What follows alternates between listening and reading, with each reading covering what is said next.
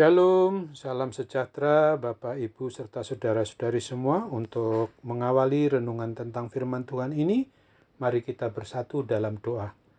Tuhan Allah Bapa di sorga yang melampaui segala akal, hati, dan pikiran kami umat manusia, berfirmanlah kepada kami sebab kami bersedia untuk mendengar, dan atas pertolongan Roh Kudus mampukanlah kami untuk boleh melaksanakan firman-Mu itu dalam hidup sehari-hari.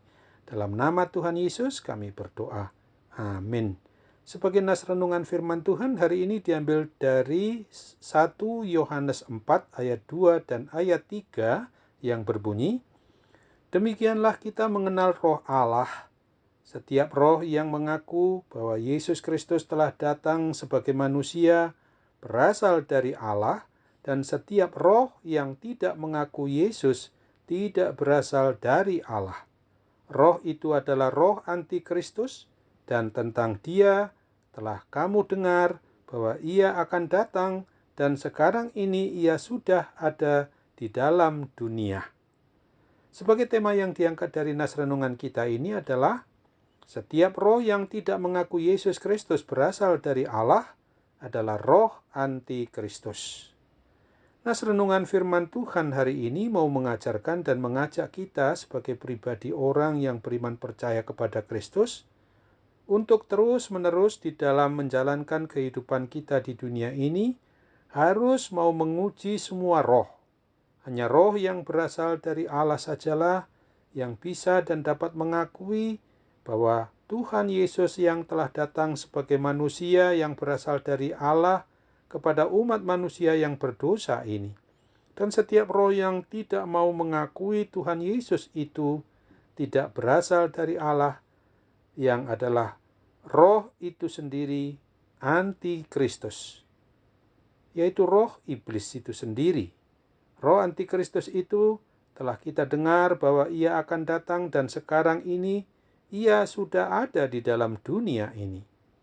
Hal yang sering menjebak setiap pribadi umat yang beriman percaya kepada Tuhan Yesus adalah bahwa apabila kita sebagai pribadi atau keluarga akibat pergumulan atau permasalahan hidup jatuh ke dalam berbagai adanya gangguan kesehatan hingga mengalami sakit berat, di mana pengobatan medis itu sendiri kita anggap sudah tidak mampu lagi untuk menyembuhkan penyakit yang sedang kita derita, atau juga saat kita mengalami persoalan atau permasalahan yang sangat rumit atau berat, dan kita merasa tidak mampu lagi untuk memperoleh solusi di dalam mengatasinya.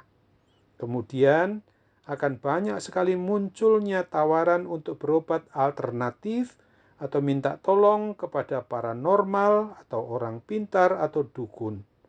Apabila sudah terjadi demikian, maka yang terjadi adalah bahwa paranormal atau orang pintar atau dukun itu semua akan memberi kesempatan kepada para pasien atau pesakitannya itu bisa saja diperbolehkan untuk berdoa sendiri sesuai dengan cara atau ajaran agama masing-masing, supaya Tuhan yang diimani atau dipercayai masing-masing itu menolongnya lewat paranormal atau orang pintar atau dukun itu.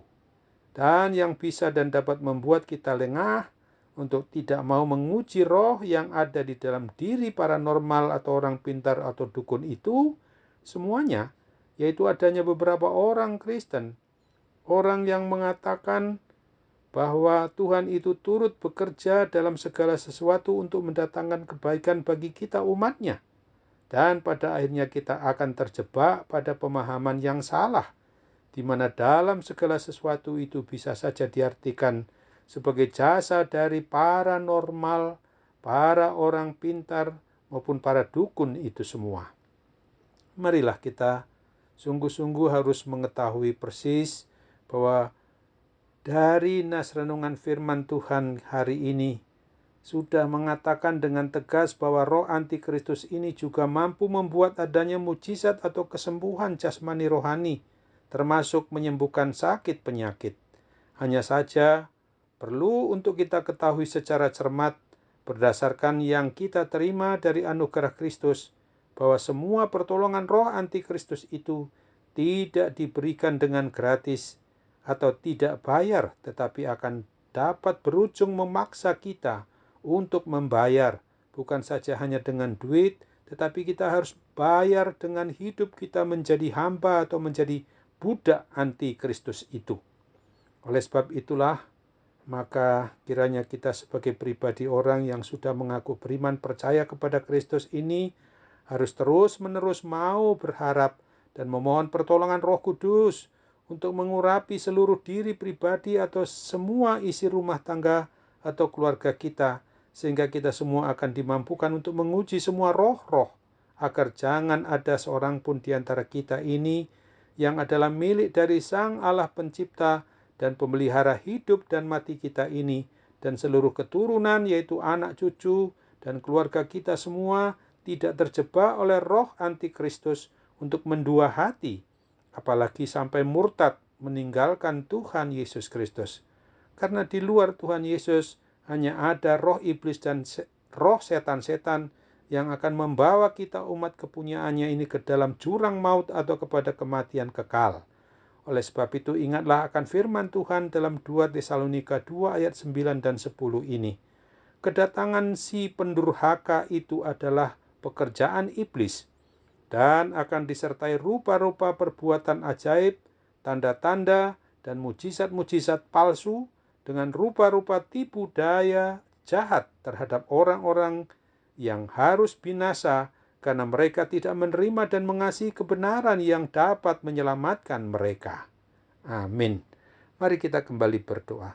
Tuhan Bapa di surga, terima kasih untuk firman Tuhan yang hari ini boleh mengingatkan kami agar kami jangan terjebak ke dalam hidup yang akhirnya berpihak kepada roh antikristus, tapi kami akan tetap beriman percaya dengan teguh, beriman percaya hanya kepada Kristus saja.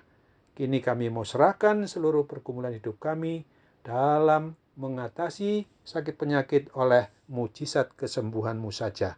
Dalam nama Tuhan Yesus kami berdoa. Amin.